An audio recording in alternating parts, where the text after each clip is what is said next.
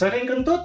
Jangan cuma hitung frekuensinya, tapi perhatikan tanda ini. Kalau sering kentut, pertama-tama saya mau bilang, jangan panik. Kentut atau flatulence merupakan bagian normal dari kerja sistem pencernaan. Semua orang kentut, dan frekuensinya memang bisa berbeda-beda.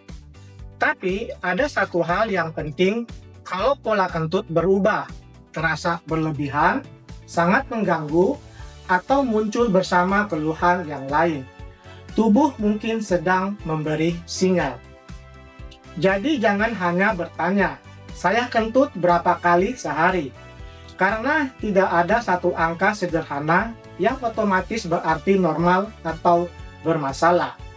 Yang lebih berguna adalah melihat perubahannya, yaitu mulai kapan, setelah makan apa, dan apakah disertai dengan kembung, sakit perut, diare, atau justru susah buang air besar. Sebagian gas bisa berasal dari udara yang kita telan. Misalnya ketika kita makan terlalu cepat, mengunyah permen karet, merokok, atau kebiasaan tertentu yang membuat kita lebih banyak menelan udara.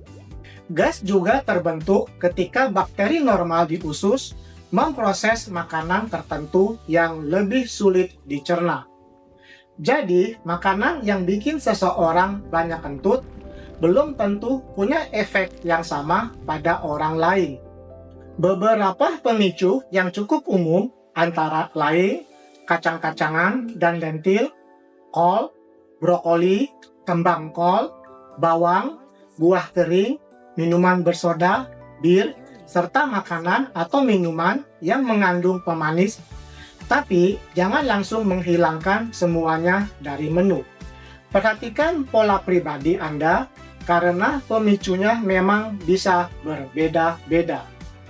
Ketika produksi gas meningkat atau gas lebih sulit keluar, Anda bisa merasakan perut penuh, begah, atau kembung.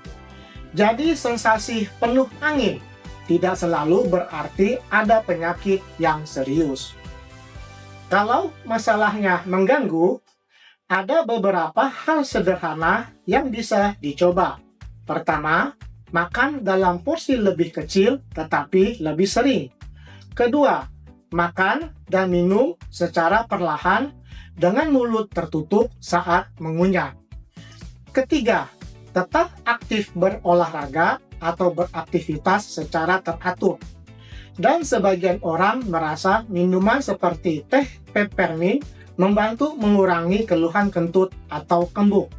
Sebaliknya, coba kurangi kebiasaan yang membuat banyak udara tertelan, seperti mengunyah permen karet atau merokok.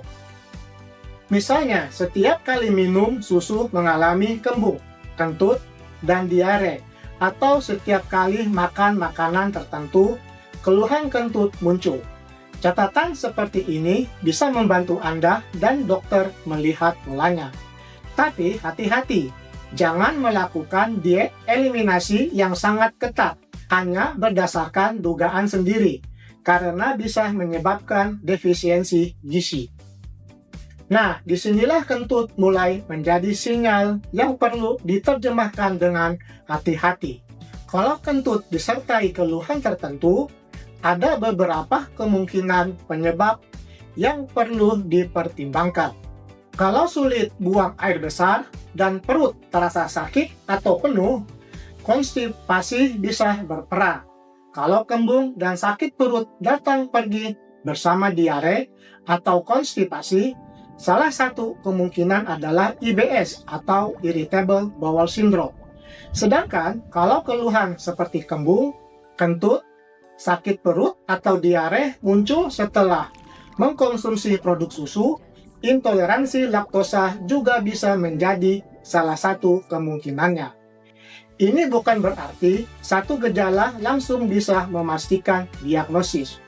Pemeriksaan tetap diperlukan bila keluhannya menetap atau mengganggu. Beberapa obat juga bisa menyebabkan atau memperburuk keluhan kentut pada sebagian orang. Contohnya adalah obat antiinflamasi tertentu, beberapa obat pencahar, obat anti jamur, dan statin. Jadi, kalau keluhan muncul setelah minum obat tertentu, jangan langsung menghentikan obatnya tanpa konsultasi terlebih dahulu dengan dokter.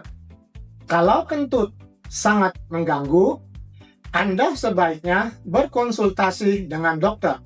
Dokter dapat membantu menilai apakah ada pilihan obat bebas yang sesuai, misalnya simeticon untuk keluhan gas tertentu, dan apakah perlu diperiksa lebih lanjut.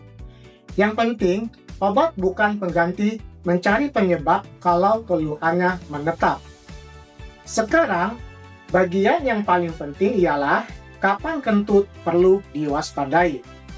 Periksa ke dokter kalau keluhan kentut mulai mengganggu kehidupan sehari-hari.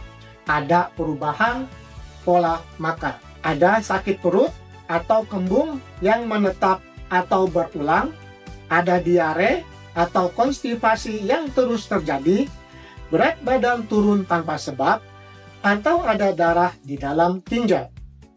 Dan satu hal yang sering dilupakan, jangan mendiagnosis sendiri hanya dari bau kentutnya saja.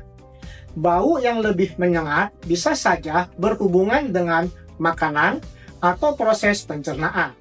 Tetapi, kalau muncul bersama perubahan pola buang air besar atau keluhan lain, itu yang perlu diperhatikan.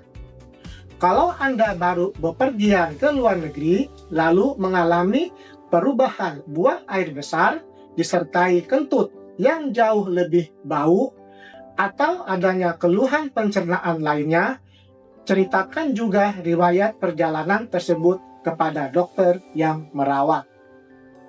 Jadi, kentut itu normal. Yang perlu kita perhatikan bukan sekedar seberapa sering Anda kentut, tetapi apakah ada perubahan pola, ada pemicu tertentu, ada gejala penyerta, atau ada tanda bahaya, karena tubuh bukan sedang mempermalukan Anda, tetapi tubuh sedang memberikan informasi yang sangat penting.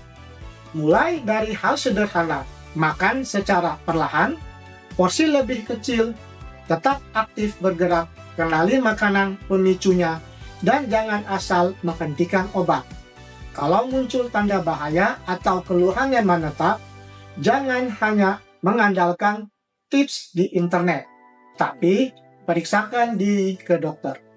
Kalau Anda punya pengalaman soal makanan tertentu yang bikin kentut lebih sering, boleh ceritakan di kolom komentar, karena memahami sinyal tubuh bukan berarti takut pada setiap gejala, tetapi tahu kapan harus santai, kapan harus mengubah kebiasaan, dan kapan harus diperiksa.